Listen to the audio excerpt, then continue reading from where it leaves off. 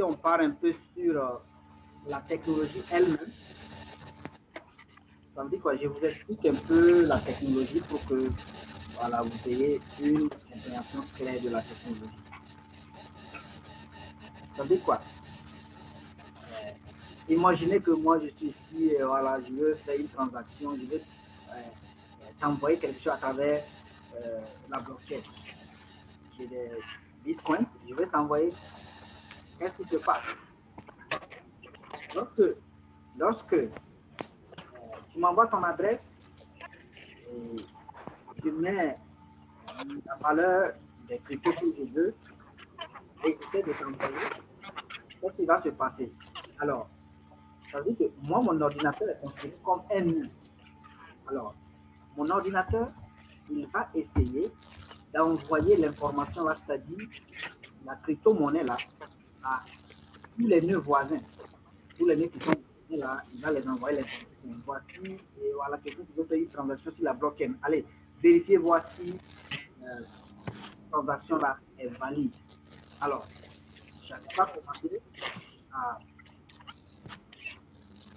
à vérifier, parce que la vérification suppose déjà qu'ils doivent d'abord compétir. Tu vois. Avant de vérifier, avant de valider, il faut qu'ils compétissent sur le problème, parce que c'est toujours un problème que tu poses. Parce qu'on ne sait pas si réellement j'ai la quantité suffisante que je vais t'envoyer là dans mon compte. Donc, il y a des vérifications qui se font derrière. Tu vois. Il y a aussi le problème de coût qui est là.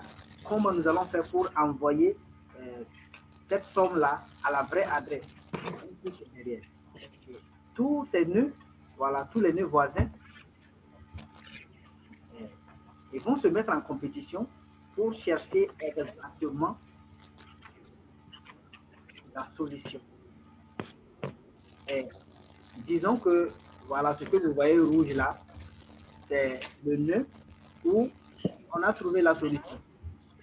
C'est-à-dire que cet ordinateur, par exemple, je suppose que, voilà, je prends le serveur qui est apporté comme un ordinateur.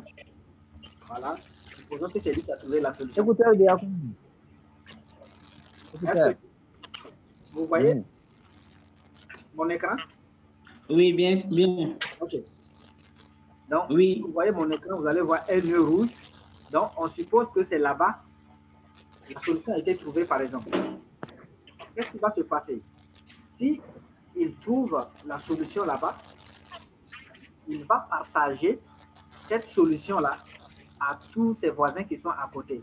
Et chaque voisin va le partager aux autres voisins. Et du coup, vous verrez que sur le réseau, chacun aura la vraie information. Chacun a la vraie information qui lui permet, parce que quand tu as la vraie information, qu'est-ce que tu dois faire? Tu dois l'enregistrer. Voilà, tu dois l'enregistrer pour que quiconque, si quelqu'un d'autre vient avec une information autre que celle qui a été émise par la personne principale, il faut l'enregistrer. Donc, c'est ce qui fait que craquer ou hacker quelque chose qui la bloqué, c'est très compliqué. Donc, ça fait que, disons même, on ne peut même pas oser aller dire, voilà, je vais essayer d'aller hacker quelque chose qui la bloqué. C'est impossible. Il faut pouvoir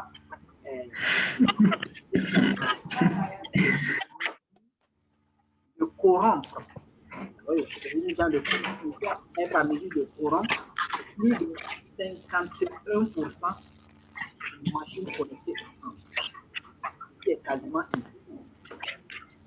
Parce que sur la blockchain, toutes les machines, avant de valider, il y a ce qu'on appelle le consensus. Donc, se mettre d'accord la validité de la solution avant de l'accepter. Avant de l'accepter dans le donc, c'est vraiment une technologie très sécuritaire, une technologie aujourd'hui.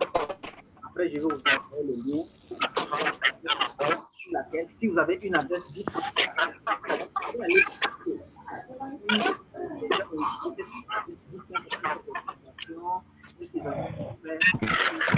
vous allez vérifier qu'est-ce qui a été fait sur l'adresse.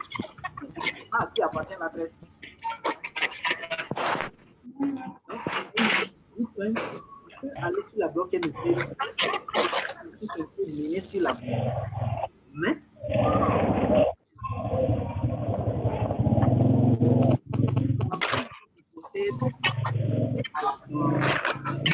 c'est ce qui est très, ce que les gens veulent.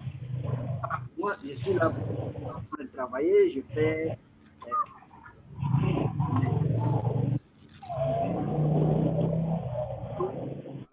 cette plateforme.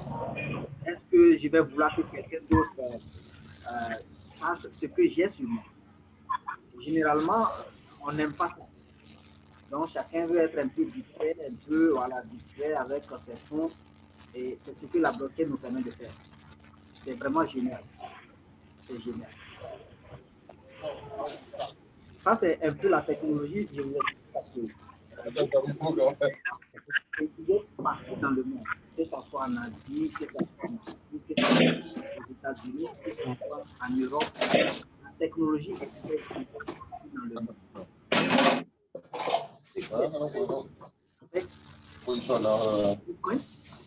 Ce qui est très bien, c'est que tu peux l'utiliser partout, n'importe où, à quel moment.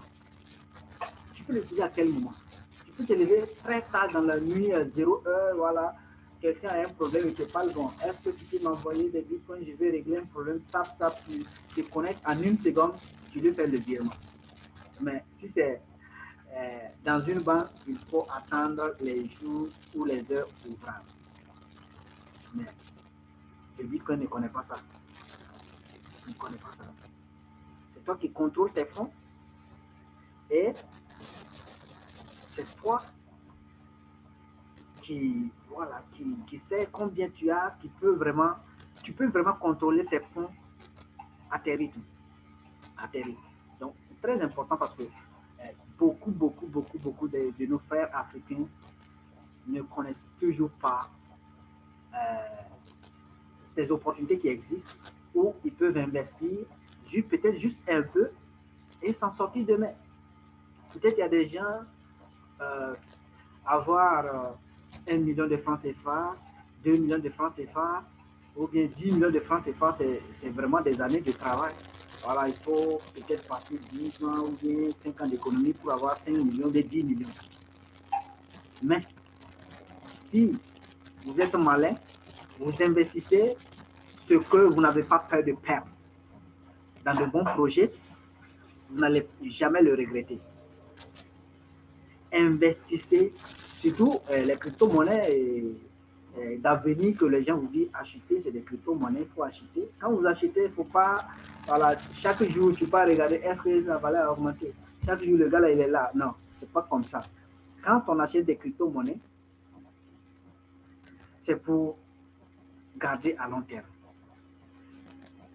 Le Bitcoin, si quelqu'un avait acheté ça en 2009, avec un seul dollar, tu allais avoir peut-être 1000 pièces de Bitcoin. Mais d'autres auront vendu ça peut-être en 2012, là où ça atteint 1200. Mais ceux qui sont patients jusqu'à aujourd'hui, qui ont leur Bitcoin, un Bitcoin à 50 000 $, 57 000 $, mais c'est la folie. Si tu prends 1000 Bitcoins, tu revends un à 55 000 et 57 000 $, mais bon, tu peux réaliser de grands projets. Voilà. C'est ce que nous demandons à nos frères de pouvoir faire les recherches eux-mêmes, ajouter et investir. Moi, mon rôle vraiment, c'est de vous aider à comprendre tout ce qui est derrière comme opportunité et de vous permettre de mieux investir dans ce domaine parce que c'est un domaine gagnant. Ça, il n'y a pas à se frotter les yeux. C'est vraiment un domaine de l'avenir et c'est un domaine où n'importe qui peut avoir son temps. N'importe qui peut s'en sortir. N'importe qui peut devenir millionnaire du jour au lendemain. Ouais, c'est pas des grilles là-bas ou bien c'est pas en tout cas un lieu de, je ne sais pas, et siècle ou bien non. Ça, c'est sur l'Internet. C'est sur l'Internet. Et ce qui est derrière, c'est quoi? Ça veut dire que beaucoup de gens viennent euh, acheter présentement. Beaucoup de personnes demandent à acheter le Bitcoin et l'Ethereum. Non, plus la demande est forte, plus le prix augmente. Et c'est normal. C'est normal. C'est comme les commerçants qui sont au marché. Imaginez, moi je suis commerçant au marché et voilà, je vendais des t-shirts, des t-shirts.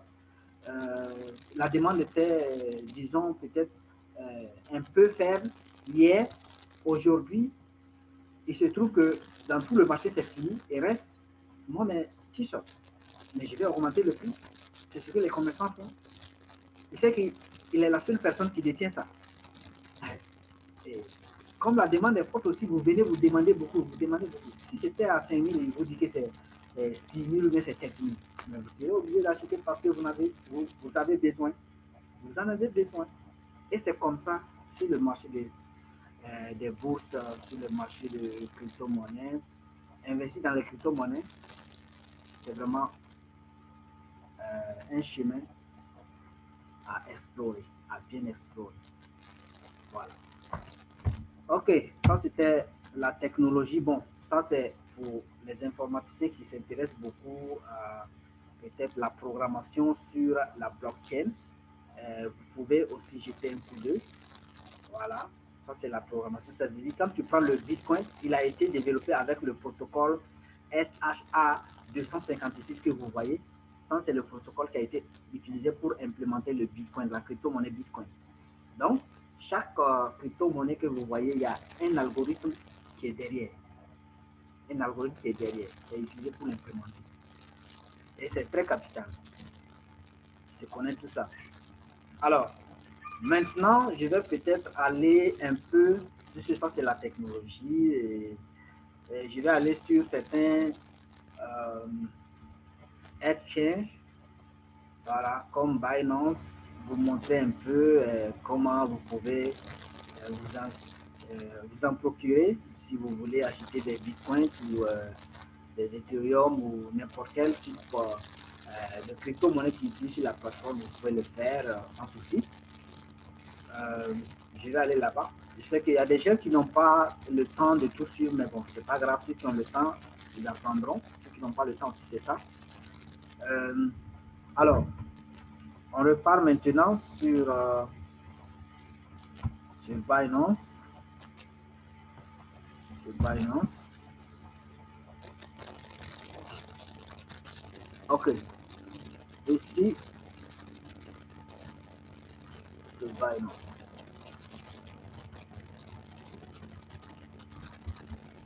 Binance. Ici. Ok. Est-ce que vous voyez mon écran de Binance? Oui, moi je vois. Ok. Ok. Vous voyez, ça c'est sur le Wink que tu connais bien. Le Wink, tu connais bien. Ici, bon, c'est vrai, peut-être tu n'as pas vu comment je me suis connecté, tout, bon, je me suis déjà connecté. Voilà. Vous pouvez voir, ça c'est mon mail là. Là, ici. C'est une crypto-monnaie, le nom. Imaginez que voilà, je vais voir le prix des dollars aujourd'hui et voilà. Je vais voir l'évolution. Je vois que c'est comme ça. Et ce qui est important sur la plateforme ici, c'est-à-dire Binance, c'est que c'est la plus grande plateforme où il y a assez de crypto-monnaies. C'est la plateforme où le volume en liquide comme ça là. Le volume, comment je vais dire, est plus élevé. C'est-à-dire que sur les autres plateformes, n'ont pas le volume que Binance a. Donc, beaucoup de gens partent là-bas parce qu'il y a aussi d'autres activités que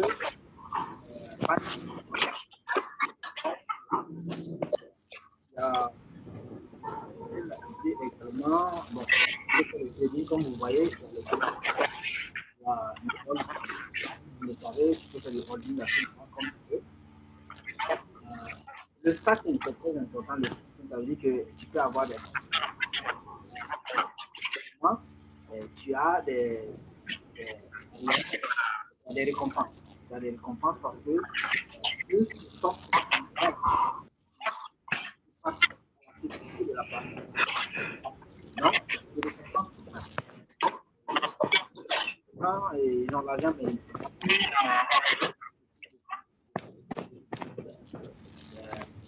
pour augmenter.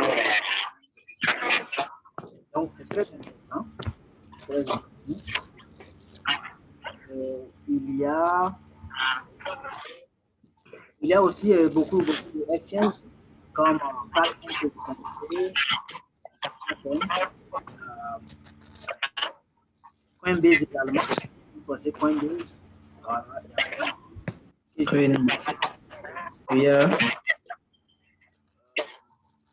Coinbase. Ce que moi je suggère beaucoup si vous voulez acheter, parce que ici vous pouvez aller acheter avec normalement avec vous voyez, il y a des dépôt bancaires. Voilà, je vous montre un peu. Je vous montre un peu.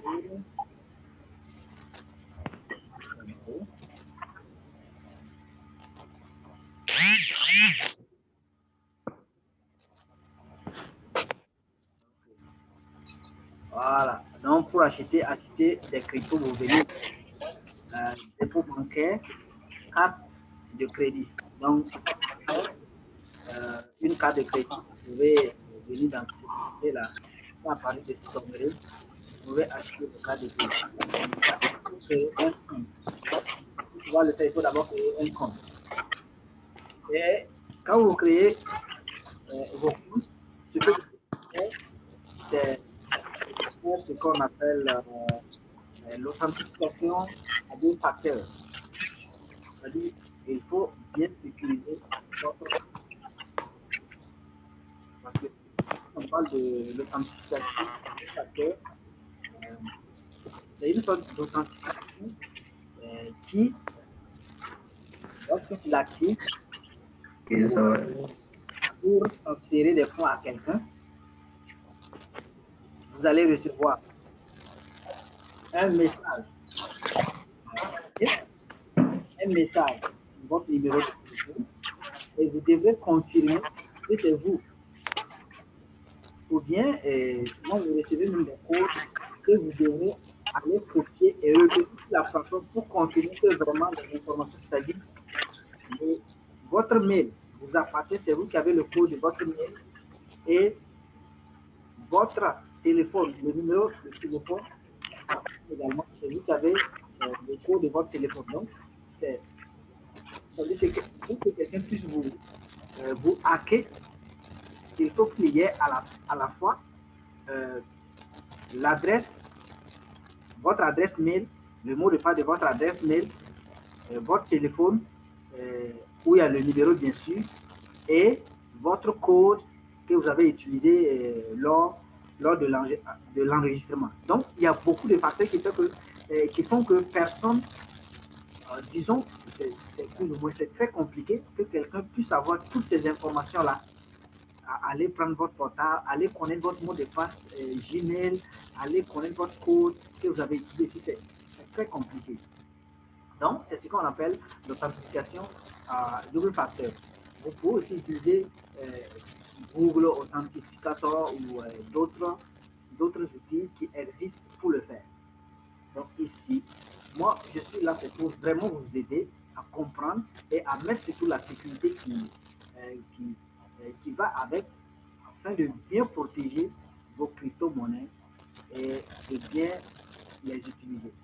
Parce que la crypto-monnaie, c'est comme tu as ton argent en banque, hein, et si c'est toi-même qui le gère, il faut savoir vraiment trouver des mots de passe. Il faut savoir sécuriser ça pour que quelqu'un d'autre ne puisse pas venir piquer tes,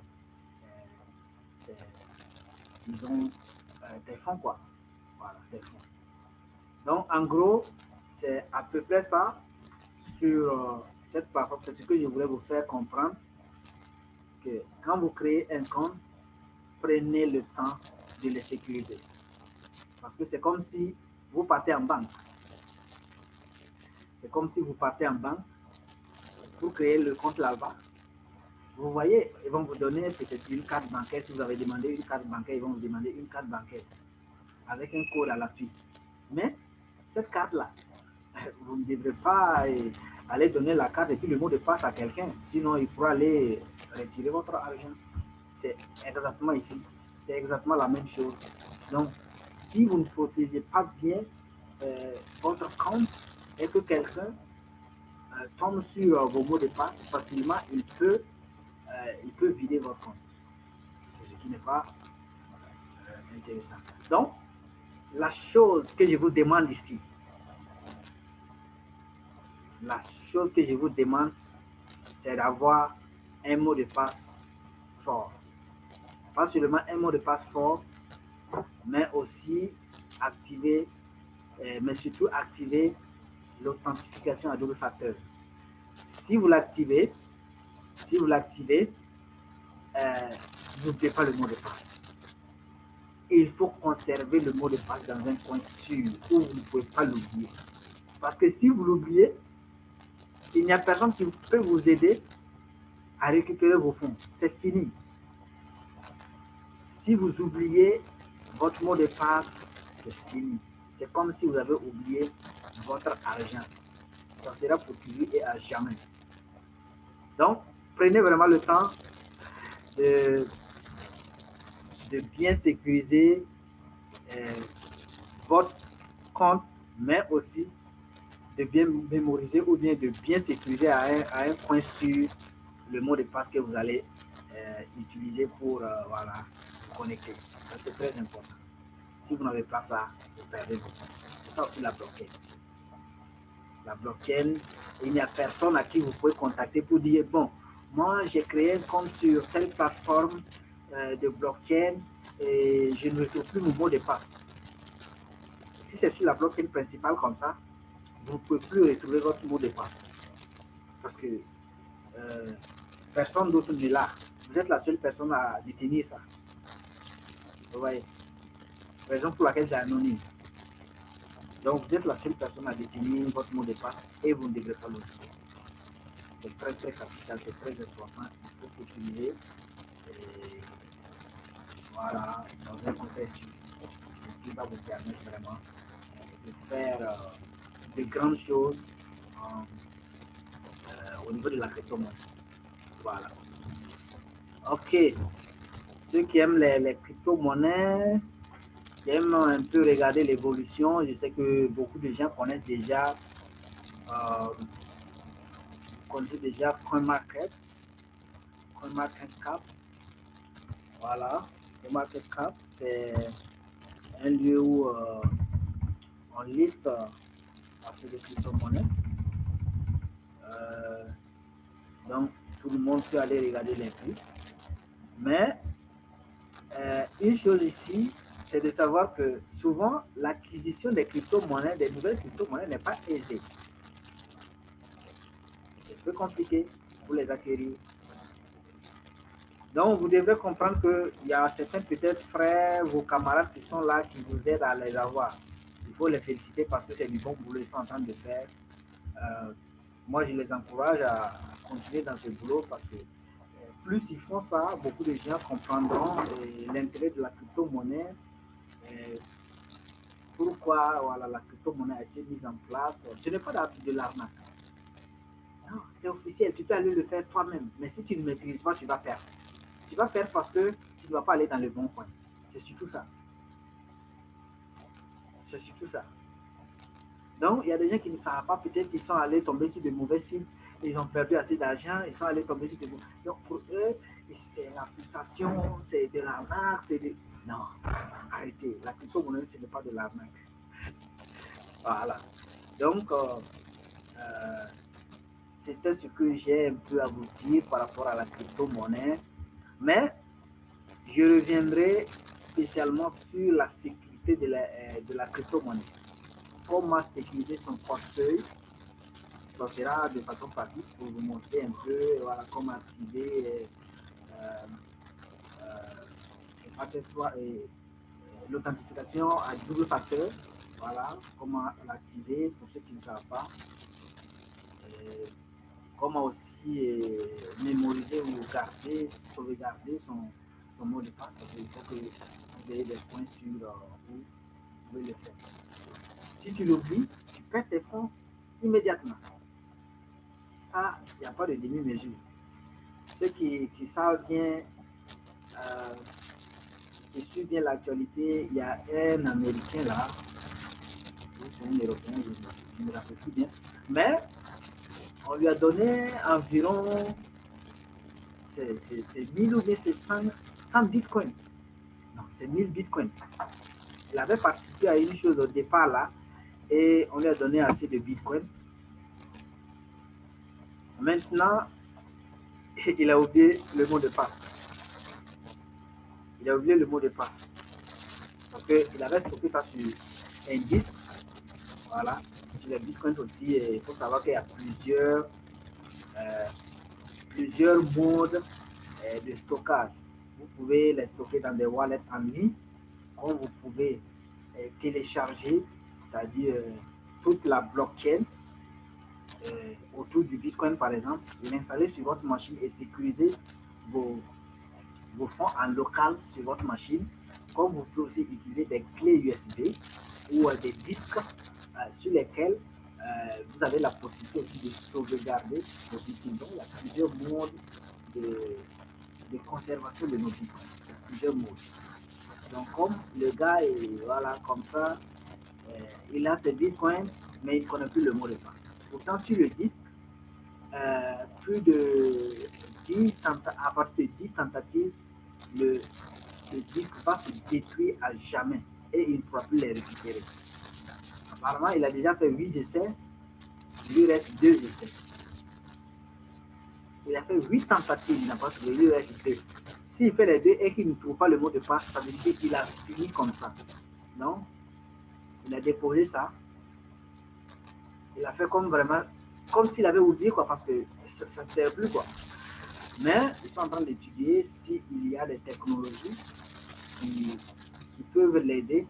Parce que quand ça est sur son disque, c'est pas en ligne. Si c'était en ligne, ça c'était fini. Mais comme ça est sur son disque, peut-être qu'il y aura un moyen pour pouvoir retrouver son mot de passe sur le disque. Vous voyez. Mais ça, je vous dis que c'est des grands. Ça, je vous dis que c'est des grands. Des grandes personnes, mais des grandes personnes qui n'arrivent même pas à retrouver ça. Donc, vous comprenez. Ouais. Donc, c'est vraiment très important de toujours bien conserver le mot de passe à un endroit sûr. Ouais, c'est important. C'est important. Je reviendrai également.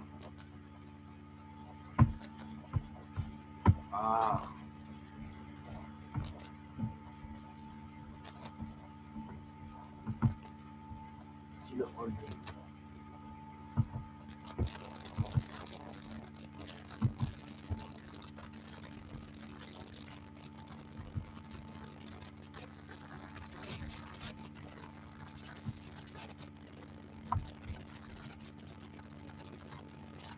Allô?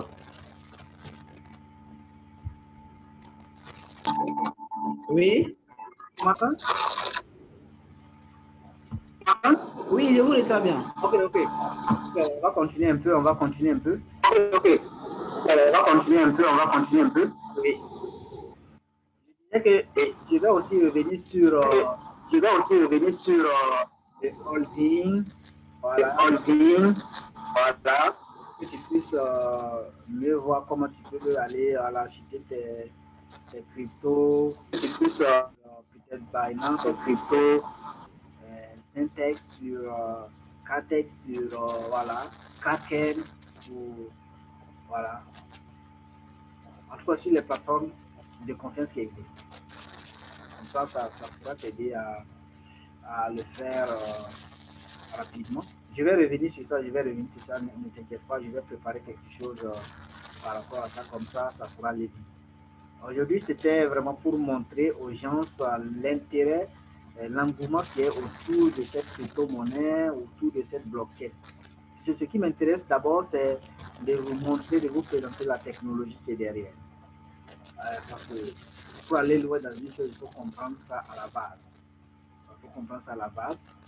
Et quand tu comprends ça à la base, toi-même tu es confiant, tu sais que voilà, tu peux sauter dedans à 2 pieds.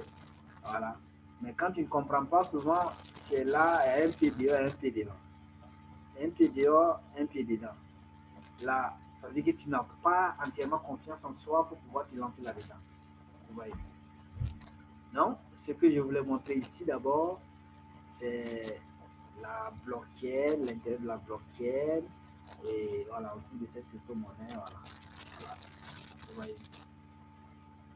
Et je vais préparer vraiment la partie de holding. Tu avais parlé aussi de quoi? Un peu le, bon, pas le trading, mais l'achat et vente. Pas le trading, mais l'achat et vente. Oui, c'est ça. D'accord. Okay. Je vais te montrer. D'accord. Oui. Je vais te montrer. Oui. D'accord. Maintenant. Ok, donc d'accord. C'est que maintenant, moi, si les gens connectés, c'est que moi, si les gens connectés, si tu as des questions,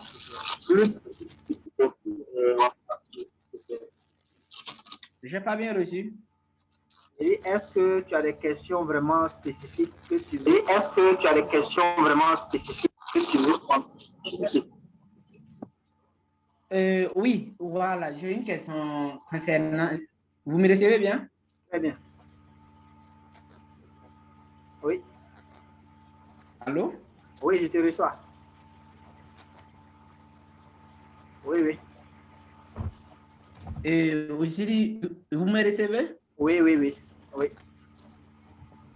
Très bien. Ah, ok.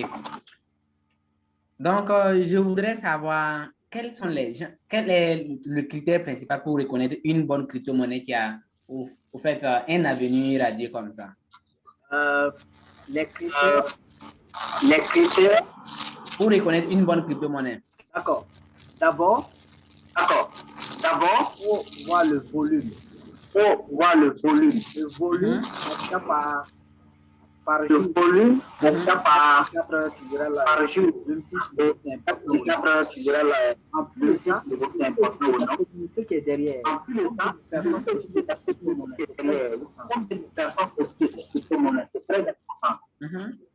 En plus de ça, c'est quel projet qui est autour de. En plus de ça, c'est quel projet qui est autour de. Un projet autour. Chaque il y a un projet autour. Oui. Voilà. Il y a d'autres, c'est peut-être. Voilà. Il y a d'autres, c'est peut-être. Tu vas pourquoi l'utiliser. voilà, c'est pilote, ou bien pour eux, c'est voilà, c'est du pilote.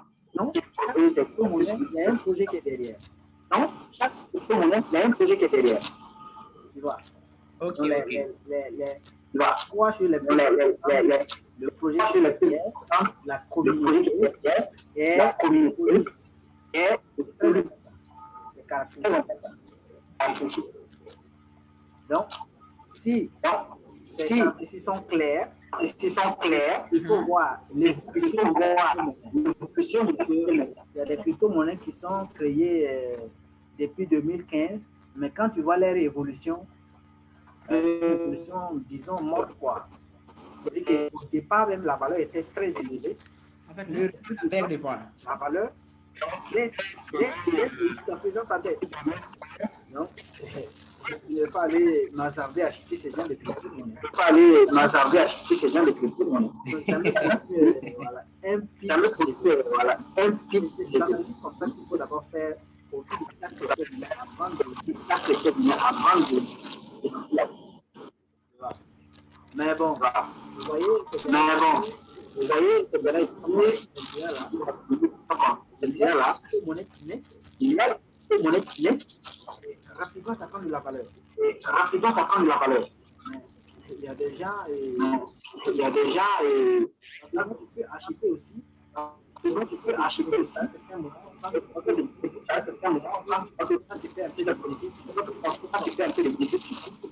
Pour aller dans les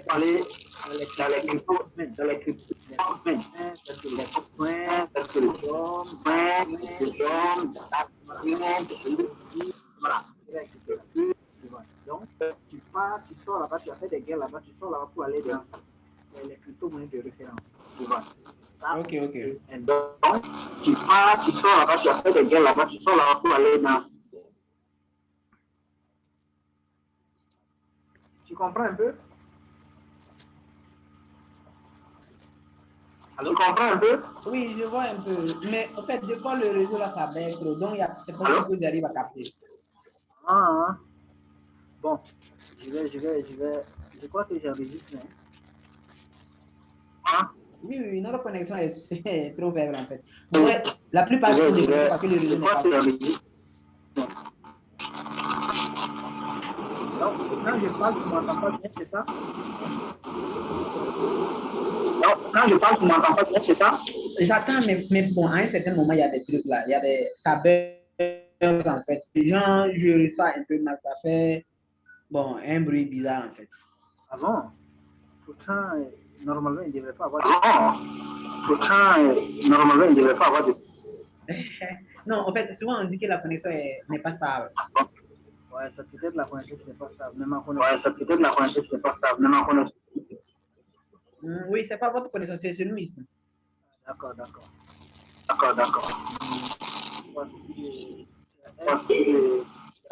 Il y a d'autres qui m'écrivent qui n'arrivent pas à se connecter en fait. Oui.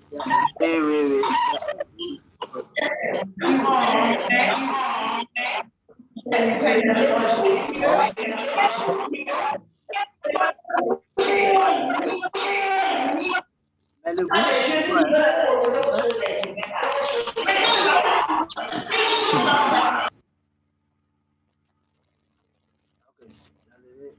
j'ai désactivé ton son là. Il y avait un peu de bruit, un peu derrière. Il y a un qui veut se connecter. Je vais voir ce qui.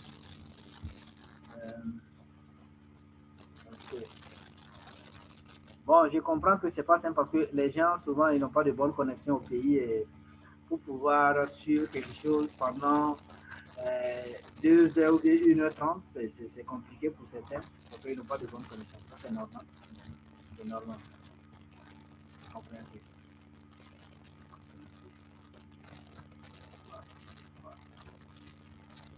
Ok. Bon, si tu as d'autres questions, tu peux poser en attendant que les autres arrivent. Bon, pour si tu n'as pas bien compris, je reprends ce que je te disais par rapport à comment connaître une bonne crypto-monnaie. Alors, je disais pour connaître une bonne crypto-monnaie, d'abord,